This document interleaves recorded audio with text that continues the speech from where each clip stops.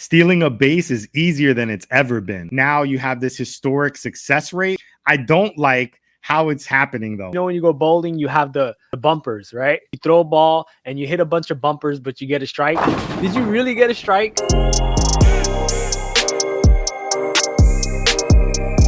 When it comes to steals in Major League Baseball, everybody knows that the attempts have been down and trending down for many decades. You can see here on this chart, it shows it visually since 1970 up to, just a few short years ago. And you can see that trend just continuing to go down. MLB knew this was a problem and is trying to do everything it can to inject more stolen bases into the game. And when you take a look at the statistics on the stolen base success rate in 2023, it seems as though the MLB is starting to inject some more life into the stolen bases. As you can see in this MLB.com article right up top, if we say, quote, it's at an all-time high, we better show that. That 81% success rate this year would be the highest in baseball history, which we're starting in 1951 when the caught stealing first began to be reliably tracked. The jump there is clear. We've never seen it above 76. And now in 2023, we're above 80%. After looking at those charts, it encourages me that stolen bases are improving. I do like that we are seeing that rejuvenation of the stolen base. It is one of the most exciting aspects of the game because you'd like to see a stolen base, right? You could make someone that's on first base that got a single, make it into a quasi double because the guy stole second base. It's one of those athletic plays in the game that we want to see more of. We want more action in the game of baseball. I don't like how it's happening, though. That's the only thing. You used to see Ricky Hendersons of the world, those people that were just highly skilled at that craft. They practiced it. They had the natural God-given ability, the speed to do it. And it was an art, right, to get to the high stolen base counts and to do it successfully at a high clip. When you look at the trend where it was trending down, but now you have this historic success rate, to me, that's a little discouraging only because there's a lot that's supplementing that success. Pickoff attempts have something to do with that, right? Where it's kind of, you can predict, you sort of could predict now, like, all right, pitcher can't throw here again unless he wants to really risk it. Yeah. And then the other thing, which we've talked about in past videos, is the pitch clock.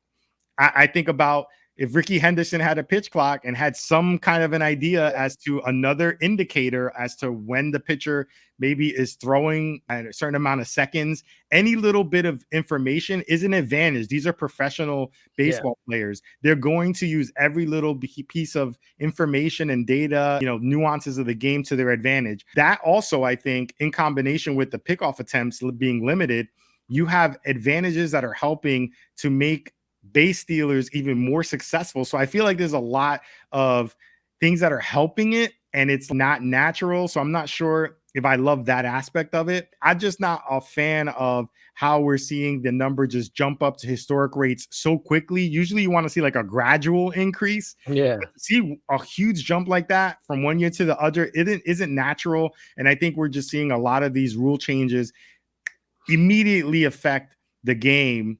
And I don't think it's all that positive because I like to see the stolen bases come from that natural raw ability as opposed to you can pretty much guess the timing on when the pitcher is going to throw it or he can't throw it anymore. So I'm not a fan of that whole aspect of using those things to really inflate the numbers so dramatically so fast. I think this is the MLB's attempt or way to try to get more interest in the game. They want more action. Fans want action. At the end of the day, it's an entertainment product. They're on the field to entertain the fans and to put on a good product. When nothing's happening, that's called a bad product. It's kind of interesting, man, because when you think about last year with Acuna, he had an incredible season. He had he had 40 home runs or whatever, and he had over 70 steals. Or I think he may have hit exactly 70. I know it was a 40-70 season.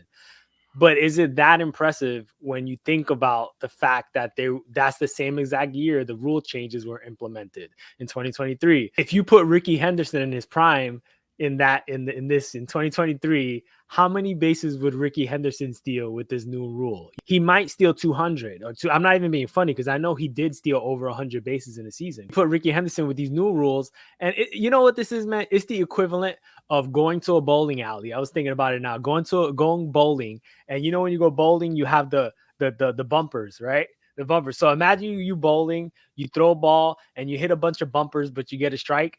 Did you really get a strike? You didn't. You didn't really get a strike because technically you would have gutter balled if you didn't have the bumpers. So what I'm trying to say is that these players with this new rule, with the pitch clock, like you mentioned, and of course with the pickoff, I think the pickoff attempt thing is crazy. It's going to increase the numbers, but it's going to increase the action. So it's like, which one do you want?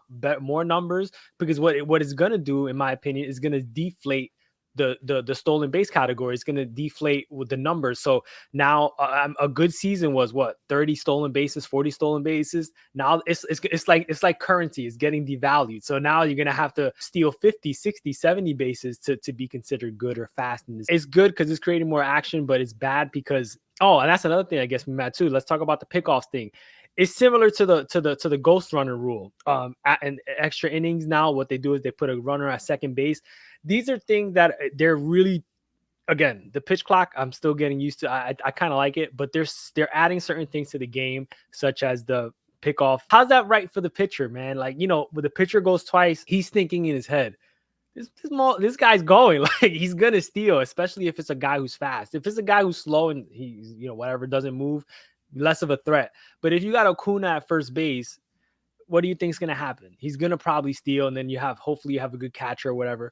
I just feel like, again, the rules changes that they're doing is somewhat helping the game. Attendance shows that they say the attendance is up, but there's certain things, because if they're changing the game so much, certain numbers and certain things are going to get devalued, and we're not going to appreciate them as much. What about the catchers? They have the responsibility of trying to throw these runners out, and it's going to be harder than ever. It's not organic. It's very artificial. All of these things are being wrapped around this package that is about the time and reducing the time in the game, but it's actually affecting the statistics and in a historic way. So what are your thoughts on stolen bases? Is the MLB making it too easy on the players? Let us know in the comments.